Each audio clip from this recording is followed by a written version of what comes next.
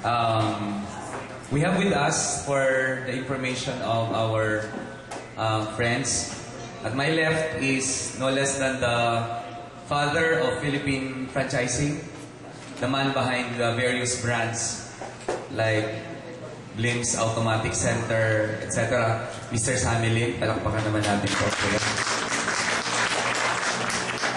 The former president, of course, he was the former president of the Philippine Chamber of Commerce and Industry and currently the vice chairman. Next to him is the father of the fastest growing food chain. I'm referring to Mang Inasal, the Mang Inasal father, of course, Ferdinand Sia. My far left is another father, the father of herbal medicine in the Philippines, the man behind the Carica brand. Please welcome Mr. Ramon Tan. My right is he's representing currently the Chinese Filipino Business Club, and of course the man behind the brand, the Robbie Rabbit bags, Mr. Steven Ching.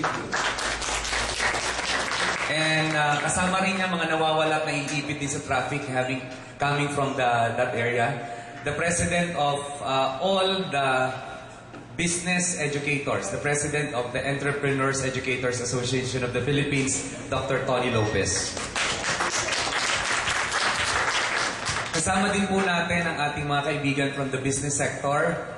Some I cannot identify specifically. Aldrich is there, my feng shui consultant, and his friends.